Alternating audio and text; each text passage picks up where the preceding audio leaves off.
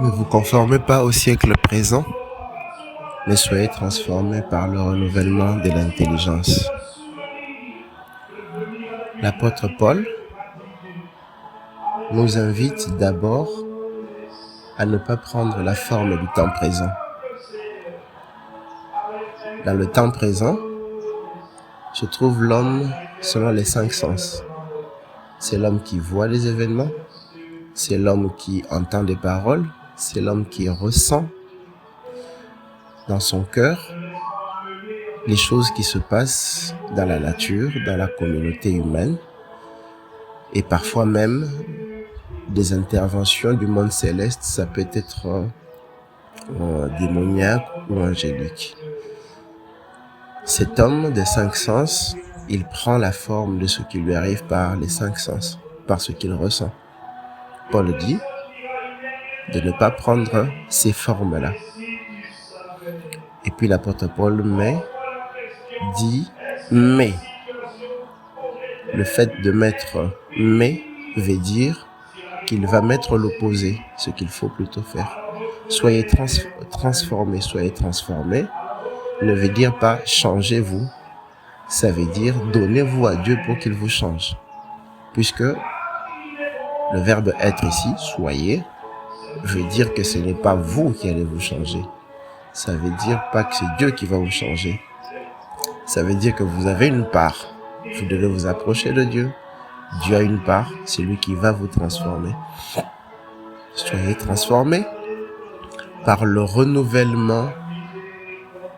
Ça veut dire quelque chose de différent, quelque chose de nouveau. Cette chose nouvelle, l'apôtre Paul est clair, de l'intelligence. Ce qui doit changer, ce ne sont pas les événements extérieurs, ce ne sont pas ce que nous voyons, ce que nous entendons ou ressentons. Le monde autour de nous, avec ses problèmes, restera le même, avec ses invitations à vivre d'une certaine façon, à une certaine gloire, à prendre plaisir à certaines choses. Ça ne changera pas. Ce monde sera toujours là. Mais ce qui doit changer, c'est notre intelligence. Parce que en face des mêmes plaisirs, tout le monde ne réagit pas de la même façon.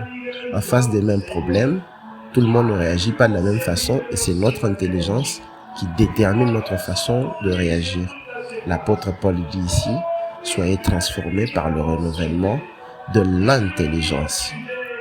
Par exemple, quand nous sommes enfants et que l'on nous amène à l'hôpital, nous luttons, nous fouillons parce que avec les 5 sens de l'enfant, il regarde seulement la piqûre et au mal que ça fait et il a peur. Lorsque nous devenons adultes, que notre intelligence est renouvelée pour comprendre qu'au-delà de ce que nous sentons comme mal de la piqûre ou l'amertume d'un médicament, nous avons une santé qui a besoin de ça. Alors c'est nous-mêmes qui allons voir le médecin pour qu'il nous pique. C'est nous-mêmes qui allons voir le pharmacien pour qu'il nous donne des médicaments amers.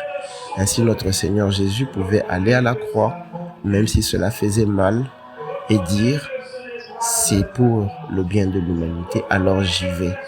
Le renouvellement de l'intelligence, c'est par exemple ne pas regarder les circonstances qui nous arrivent comme un problème, mais de regarder les circonstances qui nous arrivent comme justement la solution, de regarder le mal que nous éprouvons au travers des circonstances comme l'œuvre de Dieu, puisqu'il a dit dans Romains chapitre 8 que toute chose concourt au bien de ceux qui aiment Dieu et qui sont appelés selon son dessein. Quel est ce dessein? C'est de nous conformer à l'image de Christ. Alors, nous embrassons les circonstances puisque notre intelligence est renouvelée pour comprendre que ces circonstances travaillent plutôt pour nous au lieu d'être contre nous. Le fait de savoir que les circonstances travaillent pour nous, c'est déjà le renouvellement de l'intelligence. Avant, Joseph fuyait, il pleurait pour ce que les circonstances faisaient de lui. Ses frères ne l'aimaient pas, ils l'ont jeté dans un puits. Lui-même, il aimait bien s'habiller de façon extravagante. Il se conformait au siècle présent, il voulait beaucoup paraître, il voulait avoir de l'importance dans l'apparence. Toutes ces choses, Dieu les a annulées. Dieu a enlevé en Joseph la tendance à vouloir paraître. Dieu lui a fait comprendre que les circonstances étaient en sa faveur et il a collaboré. Et finalement, ça a fait de lui le premier ministre en Égypte.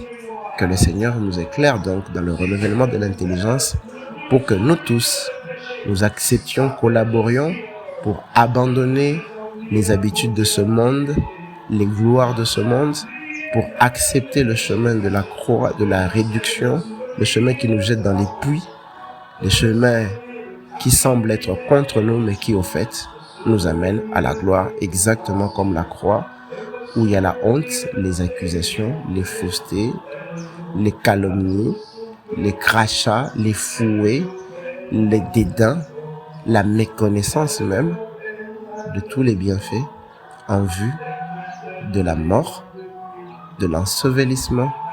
Mais ce ne sera pas la fin.